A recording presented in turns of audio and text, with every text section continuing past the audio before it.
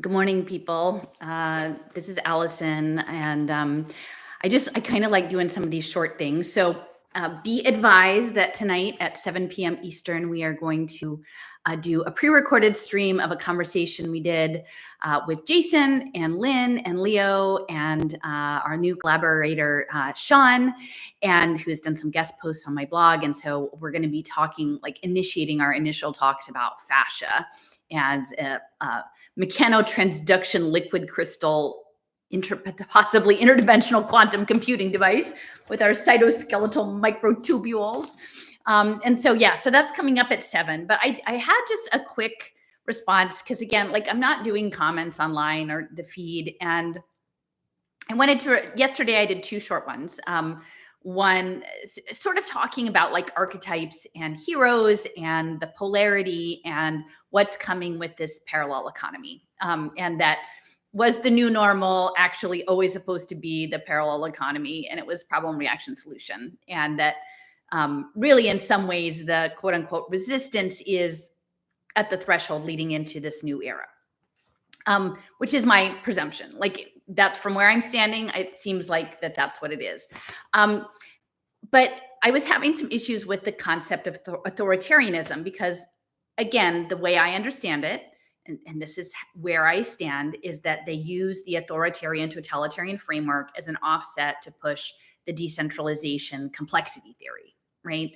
And I mean, not all, but based on feedback I keep getting is that I feel like a lot of people, they've cut their rut in that space of that we're fighting the world economic totalitarians, and they're comfortable there, and that's where their identity is, that's where their community is, and they haven't really put in the time to understand much of what I'm talking about in terms of not just me, but me and Jason and Leo and Lynn and now Sean, about complexity and emergence, because that foundationally matters. And I feel like the feed has conditioned people to essentially be consumers of vast amounts of information, but it tends to be consumption without a lot of thought put into it. And so people have been conditioned to hold a lot of disparate ideas that are totally in conflict with one another, at the same time.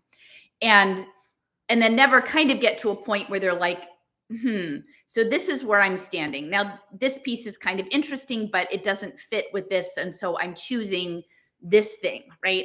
Doesn't mean I have to throw the other thing in the trash or burn it or whatever, but I'm not, those things that are incompatible, I can see the incompatibility and I can choose the thing that I feel is more compatible with my current outlook. And that's not what most people are doing. All right. So there's this incompatibility. So what I'm saying is the totalitarian frame is foundationally incompatible with the premise of a networked society, a socio-technical system that's embedded in the wisdom of the crowd. And you don't have to pick my view, right? And I'm not saying ultimately that my view is definitely the proper one, but if you're going to participate in the conversations in my space, this is the stuff we talk about over here.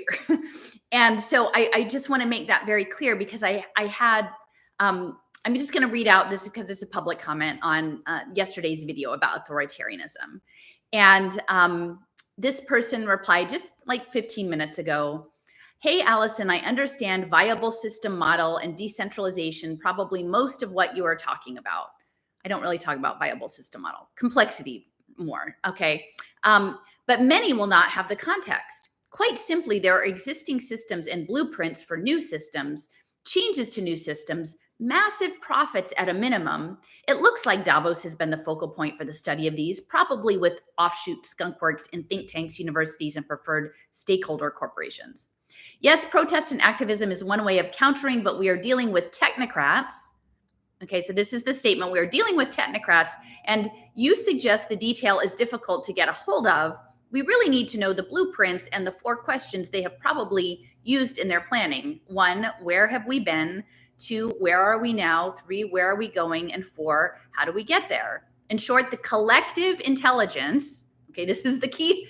In short, the collective intelligence of the people needs to be superior to that of the central planners, technocrats, or whatever you want to call them. So I just want to reinforce these concepts, right? So essentially the thing is, I understand things, but most people probably won't. Okay, so there's a dismissal, and that's fine. I'm right. I mean, you're right. Most people are not going to come over here and spend like dozens and dozens of hours listening to our explorations of complexity and stigmergy and AI machine learning and things that are outside the norm. Yes, like the learning curve is steep. But if what you're saying is we're dealing with technocrats, that's not what I'm saying. That's not my position. And that we need to know the questions in turning where we've been, where we are now, where we're going. Like I've done that, right?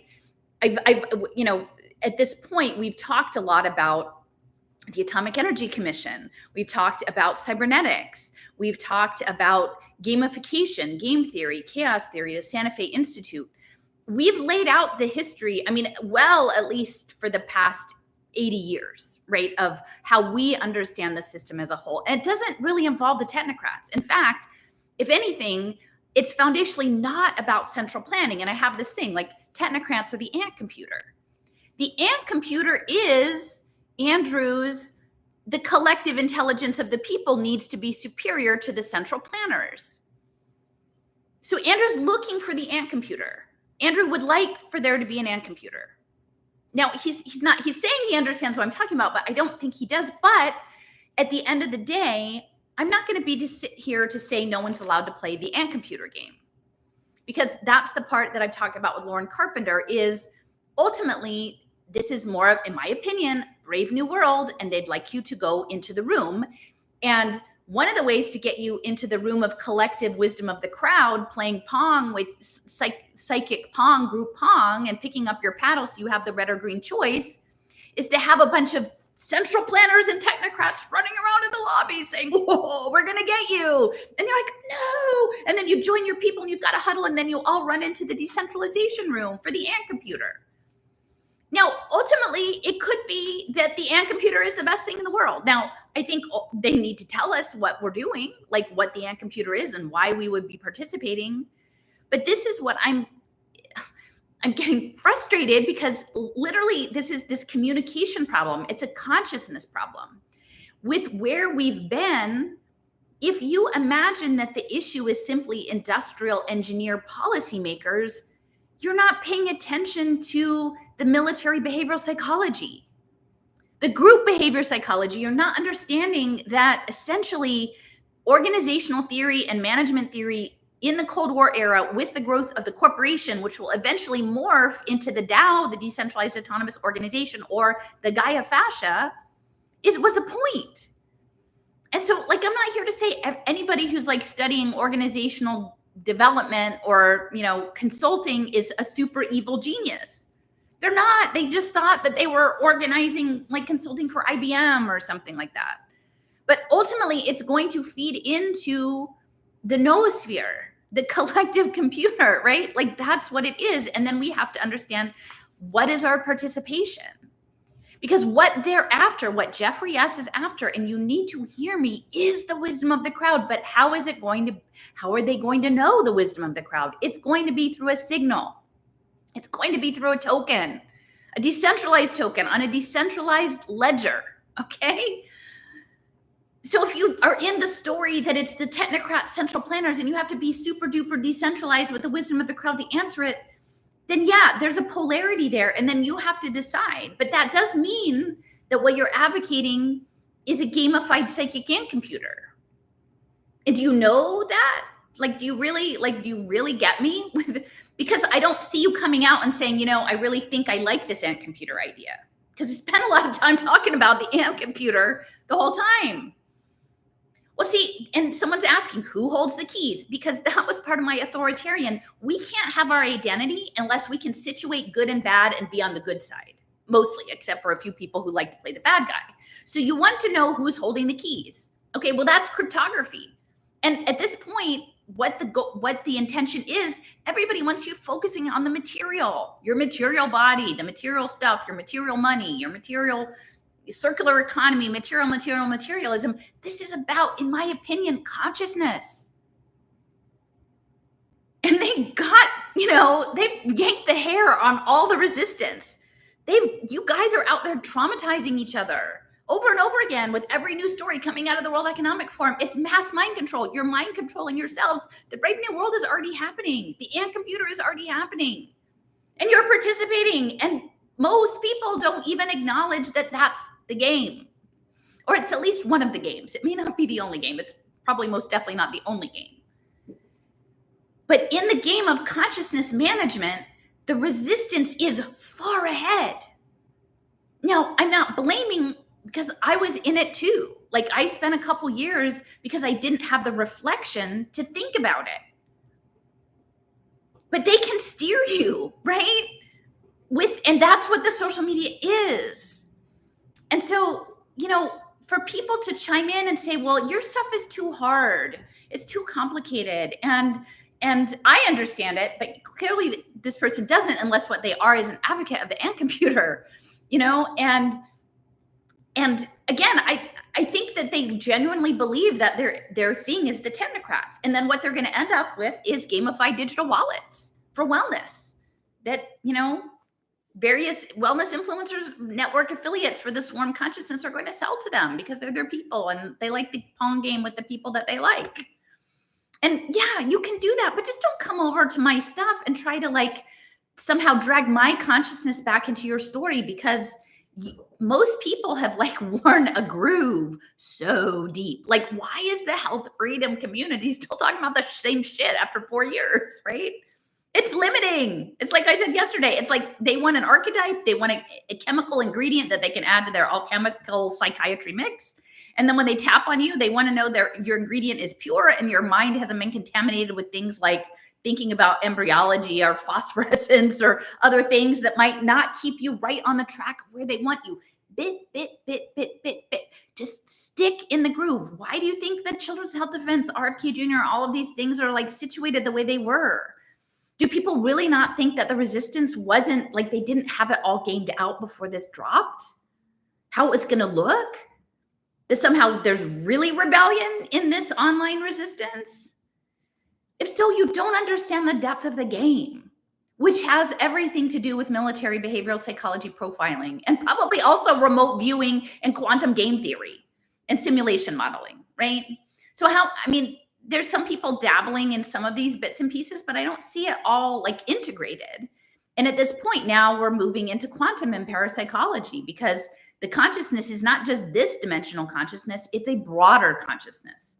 But they have to control your material body and your present consciousness in the moment through the feed to get there.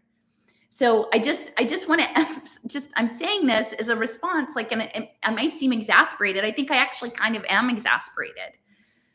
Because I'm not going on to the people who are let me tell you newest thing about the World Economic Forum and Agenda 21. And I don't go on to Patrick Wood's website and say, Patrick, your view is so limited, this nationalistic patriot technocrat thing. It's not worth my time, honestly. Patrick's in his story. He likes his story. There's a lot of people that like that story, the technocracy story. And there's a bit of that in the history for sure. I don't dismiss that there are aspects that Etzioni was interesting, that, Columbia School of Industrial Engineering was interesting. There are these pieces, but my friend Sean just introduced me to Cleve Baxter and Marcel Vogel. And, I would highly recommend looking into them, because this is if you're paying attention, what you'll see is a lot of these alternative healing modalities and things, the biofield tuning, acoustics, these various aura kind of light-based medicine, all of this, that's the game. That's where it actually is about. Now, I'm not saying they're inherently evil, but that's photonic and optical based communication is where it's going. And these people like Cleve Baxter, Sean had read his book on plant communication. This guy was high-level CIA. He developed the polygraph system for the CIA. And it was the electronic, and he applied it to plants. And then he realized that all of this electrical communication was happening. And onto eggs and different things. So there's this whole field. And again, the quantum communication, the quantum biology, the early case studies that are looking at is connected to the early stages of photosynthesis and avian magnetoreception. But one of the people in Cleve Baxter's circle was this guy, Marcel Vogel, who I think is actually way more interesting than Cleve Baxter. And he had a near-death experience as a child, like in the 1920s. And he came back, and he was always a very fragile person, but he felt like he had a calling. And ultimately, like when he was a tween, his calling was, you will be a phosphor chemist and you will develop luminescence. And so he was involved in fluorescence and the luminescent paint, and like tagging bugs with luminescent paint. And he worked for most of his career at IBM. And then he became involved in working with crystallography, crystals and tuning, and these biofields. And this is the stuff that Emerald Gate is onto. Like, is Emerald Gate, do we think it's maybe limiting to be like, oh, those are the central planners? I don't think that. I don't think that these Biofield aura people, definitely they're connected to Silicon Valley venture capital. So there's that piece. But, it's limiting, right? You put a word on something, you slap a label, and then you pick that thing and you just grind it into the ground. But then you're not looking more broadly. You're not looking at someone says loose phrase, but a lot of the it's optical communication. This is what I was saying. Do I need to dance the octopus dance with my different changing photonic light things in my skin? That might help get the communication line better than I'm able to with my words, because I don't clearly have a good structural vocabulary for the things that are not that. They're not that. Let me rip that up and throw that out, because I don't think that is serving me well. Now, it may serve other people well. And I'm not here to yuck your yum. I've realized that whatever I'm saying here is for a slice. I think that that's enough. And if it's not you, you're not going to turn me around. I mean, if you want to play in this space, I welcome other people to play with puzzle pieces that are relevant to complexity and embryology and biofields and radiation hormesis and the things that I'm interested now, that have built off of a long thing of ed tech and public policy and financial innovation and token engineering and gaming, right? If someone's asking, where did we come from and where are we now and where are we going? Well, I think you could go out and ask any 10 people and they would have a different answer for you. And it's all based on factual information as seen through their eyes, their biology, their lived experience, right? But why do you think that the people in the resistance, there's a catalyst. Oh, everyone jumps and talks about that and responds at that and responds at that. And when I left, I thought, wow, well, that's going to be hard, because how am I going to know what's happening? But you know what? It actually isn't, because if you have a smaller group of collaborators in your own space, the field unfolds before you, right? The Marcel Vogels come into your consciousness because we actually have natural noetic proclivities with people that we resonate with, right? And so if you're not resonating with this, it's okay. I'm not shaming you. I'm not finger wagging. Just if it's out of tune, just move. There's other stuff. You'll find the other stuff. You'll find the game room that you're comfortable in. So, I want to re-emphasize that, because I think people are not getting it. And then again, it's a commitment. I'm not easy. I mean, and I'm not trying to be hard, but it's not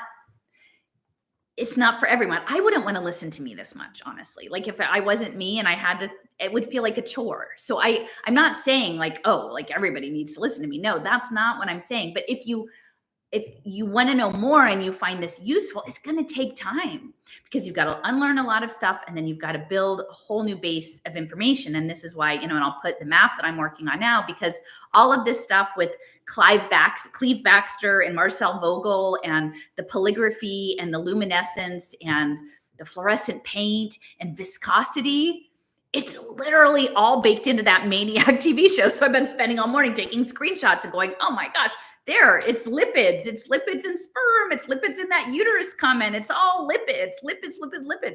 Do you think the person who dropped that comment has any clue that lipids would be a thing? And I did talk about it. So it would be one thing if you come back and you say, that thing about, and several people have that thing about eyes you said, that's kind of interesting. I can see some stuff. I have lived experience with that.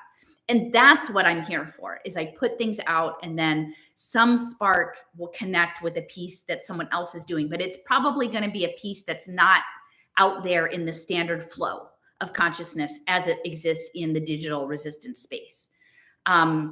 but a lot of people like being there. And clearly it's going to be an ingredient for whatever alchemical, psychiatry, quantum, socio-technical programming they're doing. And so this ant computer, it's here. Like, the technocracy versus the ant computer, we're in it. Like, it's not like we're fighting the ant computer because it's not going to, like, we're going to stop it, because it actually already happened. It's just, how do we see it, and how are we choosing to navigate now that it's up and running, because it is up and running.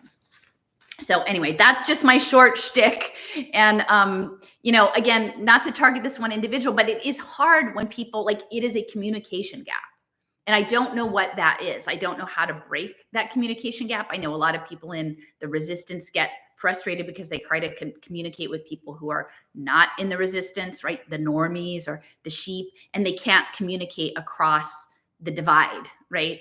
And I would say the feeling of superiority that gets baked into that is actually, that hubris is part of what leads people to be manipulated. And in some ways, those people can't see that they're in as much of a mind construction as the other people, right? It's just their polarity. That's what Oliver Reiser talked about, social polarity, and using it to drive the agenda forward. So essentially their identity is the not that. And to me, like, then maybe my identity is adjacent, and I'm the not that, right? Like, I'm contrary. I'm like, I don't want to do that. And I just know that about me, that I'm just the outlier of the outlier. And I kind of like being the outlier of the outlier. So that's part of my process, is maybe acknowledging that my initial, instinct is maybe pushing back because I want to be outside of the other stuff and off on the margin. But we're all constructing our identities in these weird digital spaces. And I think we should be mindful that when we stay in a space that we feel like we know it all, that there's a lot more games in motion. And that's where I've come to realize, is that, no, we're not going to know it all. We're probably not going to know it all in this lifetime, but we put pieces together where we are. So, if you do you, if you need there to be an authoritarian thing out there so that you can do the collective intelligence of the ant computer, I'm in the energy field of the ant computer. Clearly, we're all ant computer adjacent, even if we're not maybe the active nodes in the ant computer. So I guess we just have to have a good attitude about it and figure out where we're going next. So, okay, bye everybody.